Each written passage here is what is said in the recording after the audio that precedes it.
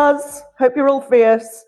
Welcome to The Performer's Path, the podcast where we delve into the highs and lows of the performance industry and beyond. If it's using your creative juices for onstage, in auditions, or those in between jobs, we discuss it all with real people in the industry who've been there and got the t-shirt as a gift. By discussing audition rejections and success, we're taking away the fear of the unknown, whilst also giving vital tips for success. So let's tread the boards together in this week's episode. In Aine's second episode, she talks through her non-linear performance path in Germany, Europe tours, and the insecurity of a year out, auditioning and refocusing on the future while being in the present. Talk us through your career. I definitely haven't had like a straight linear line, which is also, I think, quite good for people to hear. Whoever does. Well, true. Yeah, completely. We've called it the performer's path because everybody's is different. So different. And I guess maybe that comes for me from when I was at college. I was looking at all these amazing performers of that time that came out of college, got a West End job, and then just jumped from show to show. And that's kind of how it was a little bit back in the day. But now I think it's, really, really different. So obviously graduated at 19. And at that time, we didn't have like agent showcases. It wasn't really a thing then for us, especially being in the North, which is so amazing that it's, changed now. So didn't have an agent at the time, almost in a way spat out into the real world of like what happens next. So I remember, obviously, we'd been to Germany a lot. And that was like a big influence on me that you had provided us with, which was so, so great. And we had such an amazing time when we went to Germany, like such a highlight for me. And that really made me be like, I want to work there. Like, that's so cool. Sounded so great, like great company to work for, paid well, nice pluses of being there, good place to live, kind of had everything. So that was kind of a bit like a goal in my mind to work in Germany. So I sort of set out on that really. I kind of wasn't really bothered about like town or tour or anything. I just kind of was like, I want to do that. Again, like me with my one track mind, this is what I'm going to do. I don't know what you mean, Aine. I've never... No. Literally, give the girl something to do and she'll make it happen somehow, some way. I love that about you though. So yeah, kind of went out there, started auditioning lots, trying to meet certain people that were still like in with stage entertainment then at the time. I did a really small musical, like they did lots of different like musicals in one small tour, which was literally like get on the bus, go to the show the next day, those kind of things. And then I lived in Hamburg for a few months after that and was just like teaching and again trying to meet people and sort of audition. And then nothing kind of really came after that time. So I thought, right, okay, I'm going to move back to London and really like train. Like I wanted to like go back to like what I knew, I guess, training. And then I thought I'm gonna get some singing lessons because like I said, I kind of didn't really do a lot of that at college. So sat down with a teacher for a year, Matt Shaw, and just had private lessons literally for the whole year. And I was like, I'm gonna cane this and like make sure that I feel really confident with this. And then I kind of went down the commercial route a little bit. And again, I think I was still sort of really finding out what was me. I call myself a jack of all trades, master of none, because I feel like that is really like where I lie. Like I feel like I'm pretty good at all things, but I wouldn't say any of them are my speciality. Maybe jazz. Maybe I'll put jazz up there and musical theatre. But you need a speciality. If you are brilliant at all of them, surely that is you, rather than master of none. I think it's jack of all. Yeah, I guess so. It's nice to look at it that way, definitely. I think you always feel like you have to have like a strong point, like I'm really good at this, but it's definitely made me useful that I can do all of those things, of course. So yeah, I came back to London, trained loads of music in commercial, and then I was doing TV jobs, very hit and miss, but like here and there, and just kind of having enough to get me by creatively and like fulfillment wise. And then I just managed to land Mamma Mia in Germany, and I went back when they were auditioning, and that was my first gig out there. It was in Oberhausen, very, very quiet, sleepy town, but really cool and like such a cool job, and met some, again, absolute friends for life on that job. And it was just my first experience of being in musical theatre, and I'm so glad that it was that. Great place to work, had my own apartment, I was 24 at the time, had my own place, could afford to have that and still being really fulfilled by the job that I was doing. And then that sort of finished, came back to the UK, auditioned, still in Germany, still wanted to work there. Then I got Noch, Niemals, went back again, really, really loved it. I loved it so much. Like probably my two favorites. You know, especially when I think back to that time, because I think I was so like, these jobs, I've got them and it's what I wanted. And it was everything I wanted it to be, which like Right. isn't always that way. And that was, yeah, it's just so great. I'm living this life I envisioned and I wanted to live. And like, how cool is that? And I got to tour the whole of Germany. We did loads of Austria. Like, it was just so incredible. And then thankfully on that job, I was auditioning for Mamma Mia UK and I got the UK and international tour. So that kind of brought me back to the UK, which I wasn't particularly like, I must come back to the UK. It's just kind of how that naturally happened. Did that for 2 years. Again, incredible job. Got to travel the world, went to so many countries. I met my now partner who I'm getting married to on that job. So like I'm really thankful that I got to do that, which is really, really sweet. And then after that, I kind of had quite a tough year. So I finished that job and I kind of had my first year of like nothing for like 4 or 5 years, which I think when you've been working for 4 years is like quite scary. But I was like, I know this life, like I know this London life. I've done it before. So I worked at Pineapple, which I'd worked at on and off for a few years. And that was a really great job, like gave me so many amazing opportunities. Really loved working there. I was in the hub, like I had my people. It was a really fun place to work. I could take class when I wanted. I was just on the desk, so literally just reception staff. But it was really great because there would be times where I would be able to see what was auditioning that day in the building. And then I'd go up and I'd go to the casting director like, hi, my name's Áine, I work on the desk. If anybody drops out today, like I'd love to come in.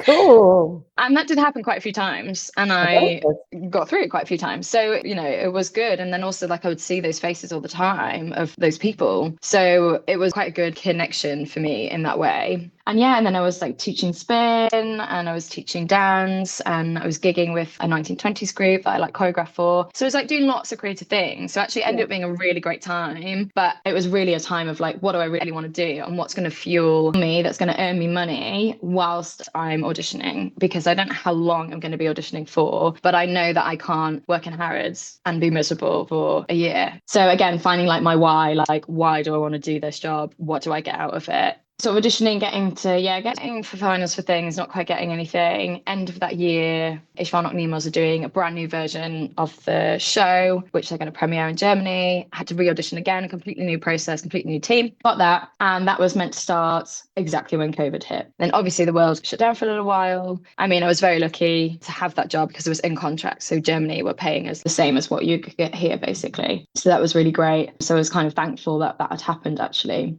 I mean, I actually really enjoyed it in some respects. Well, because you were paid, but you were still in employment. So that whole fear of not having a job to go to is taken away for the first time. Yeah, completely correct. And it was the first time I kind of sat down with myself. And I think what will I've been at that time, 28 maybe, and said, what do I do if I'm not dancing? What do I do if I don't have this life? And it was a really good time to like reassess and kind of recalibrate and refocus. And what did you decide with that? I did a lot of like self-discovery in that time. I like trained in my yoga. So I have like my yoga teacher training, do my 200 hours. I think I just kind of really thought about what the future was going to look like whilst trying to very much be in the present, because I knew that we were never going to get that time back. And for me, that was time at home with my dogs, my sister, my family. Yeah, lovely. Which again, I've never really had because I've been away from home since I was 16. Very much for me, a time of just like rediscovering who I am at home as an adult and not a dancer at this point. But I was still like so craving that. So I did the whole like dancing in the garden, dancing in the garage thing. And it was great. I was training, I was learning from people in New York. I was finding classes that I wouldn't normally be able to go to, reconnecting with different people, different teachers that I would never have access to in London necessarily, just to keep that fuel going. And it did keep it going definitely for that time that we were sort of out for. And then I felt so empowered again when we were coming out of it to be like, I've really got to go for it now. I've lost 2 years, in my mind, what could be my career. So kind of like just got to go for it, and kind of not be so afraid to go for it. So I kind of just was open to things that came at me. I sort of said no to a job for the first time, which would have been going back to Mamma Mia. It would have been lovely, but it wasn't a progression. So I think in saying no to that empowered me to be like, yeah, you can say no and other things will come up. And then I got Berlin for Matt Cole, which was an amazing, amazing job. The most full out job I've ever done in my life. So incredibly hard, but so incredibly rewarding. Yeah. And then it's just sort of rolled from there, really. And again, that was still COVID time. So we got cut short, really short. We only did a few months of that job. And that was quite sad, but it wasn't a surprise at the time because we were still in this COVID land. So like nothing was too much of a surprise. And then that sort of led me into the next thing, really, which was Cher. That was a whirlwind of a job. Apologies, my throat. Oh my goodness. In what way was it such a whirlwind of a job? So it was my first DC job and we didn't have any swings. So I was cutting the show like every day. First time cutting the show, first time being in DC, first time managing people, you know, learning very much as I go. I didn't have an assistant, you know, I'm completely on my own. How did being a perfectionist?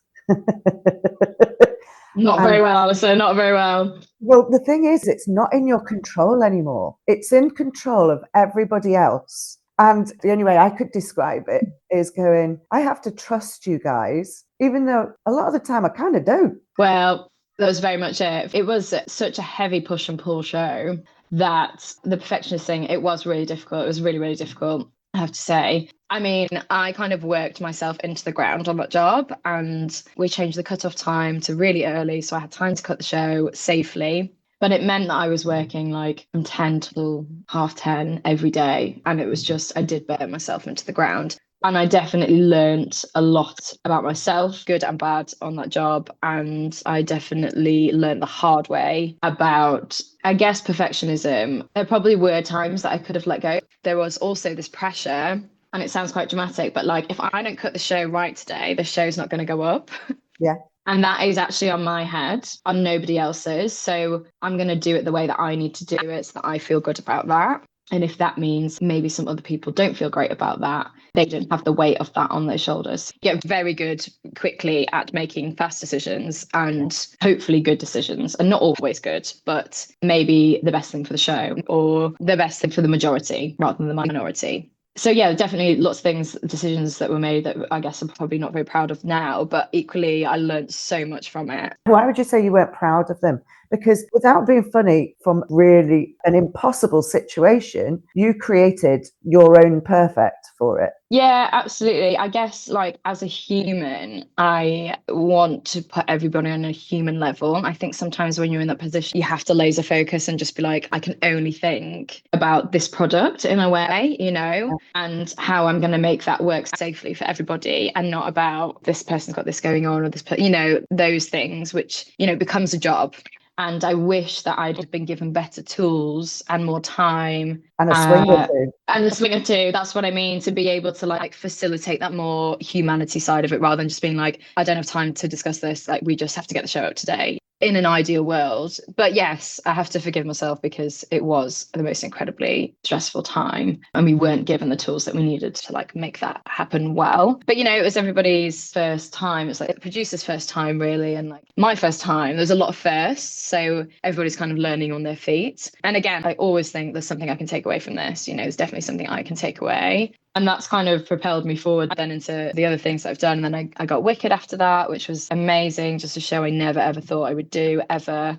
Just kind of happened, which I'm so grateful for. Auditioned for it really just the once and got it, which is like not really a known thing.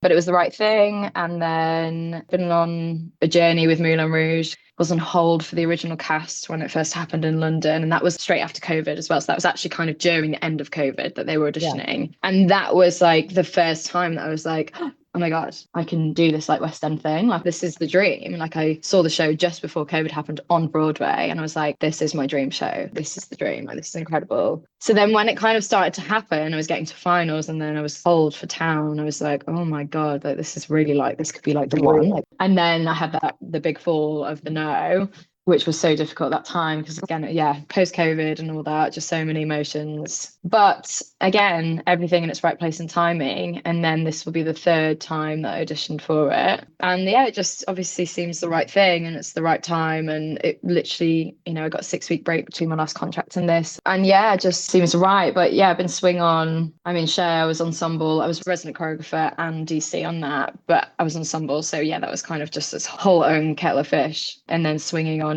Wicked and this, and I swung along Mir as well. So Yeah, it's a swing life for me, apparently, but like really enjoy it. And, it is a real challenge. And What tips would you give for being a swing? Because now we do a swing project mm, and a dance captain project at the Hammond. I train people to become a swing and to become a dance captain. I bet you wish you'd have had that, don't you, darling? I do wish that I had that. Would have been very useful. Also to learn from probably the very best of that as well. So they're very lucky. Swinging, okay. Well, number one, let go of perfectionism. Number two, find your way, find your own way of learning because Yeah. everybody learns differently. So some people will literally learn from a video.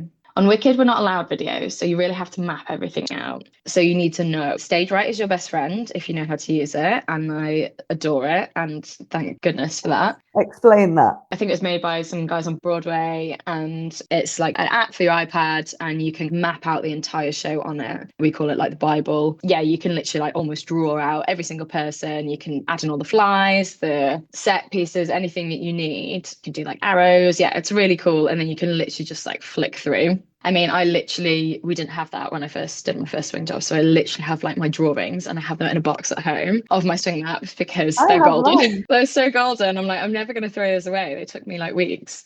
Well, when you're teaching how to become a swing, you can use them in that.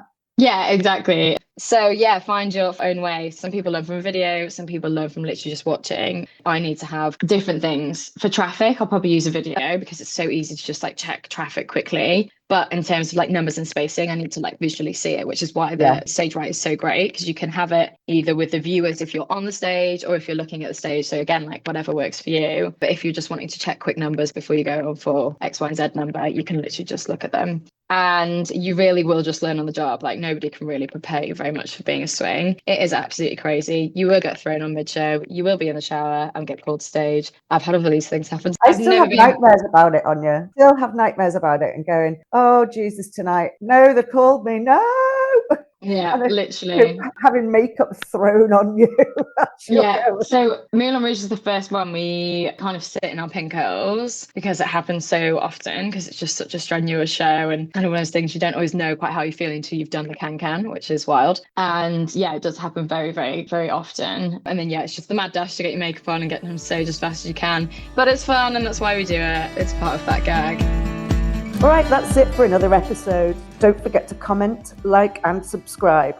And wherever you are on your performer's path, stay safe and sane, and let your creative light shine bright on whatever you do.